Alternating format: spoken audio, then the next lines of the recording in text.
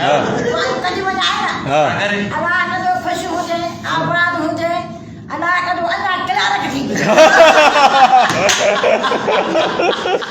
गढ़ी यासीन जे assistant commissioner जे office में उन वक़्तु सूरत हाल दिलचस्प थी वई जॾहिं ॿोॾि मुतासिर कुझु औरतूं शिकायतूं खणी पहुतियूं। असिस्टेंट कमिश्नर मसरूर अहमद बिजाराणी औरतुनि जा मसइला गौर सां ॿुधा ऐं खेनि मसइला हल करण जी ख़ातिरी कराई। शिकायतूं खणी आयल औरतुनि मां हिकु झूनी औरत असिस्टेंट कमिश्नर जे इख़लाक़ ऐं पंहिंजाइप वारे रवैये मां मुतासिर थी संदसि वेझो हली वई ऐं खेसि पंहिंजो पुटु करार ॾिनो ऐं हिकु अनोखी दुआ बि ॾिनी। झूनी औरत असिस्टेंट कमिश्नर जी पुठी ठपे चयो त अलाह तोखे अञा तरक़ी ॾींदो ऐं अलाह कंदो त तूं जल्द किलारक थी वेंदे। झूनी औरत जी अहिड़ी दुआ ॿुधी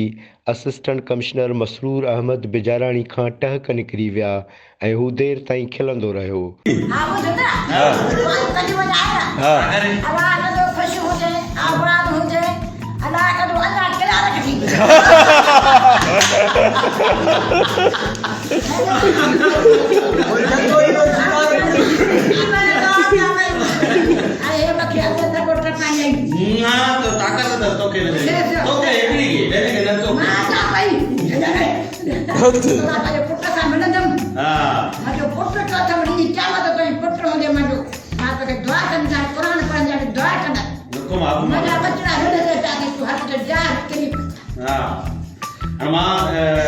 मोकिलियां थो अमार ने मोकिलियां थो वञी करे मिलोसि अॼु न वेंदाव सुबुह वेंदाव ठीकु आहे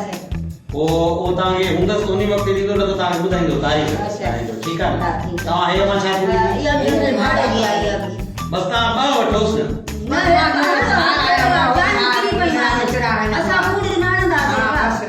असिस्टेंट कमिश्नर झूनी औरत जी अनोखी दुआ ते एॾो ख़ुशि थियो जो हुन साणसि गॾु आयल औरतुनि जा मसइला हल करण जूं बि थॾे ते हिदायतूं जारी कयूं।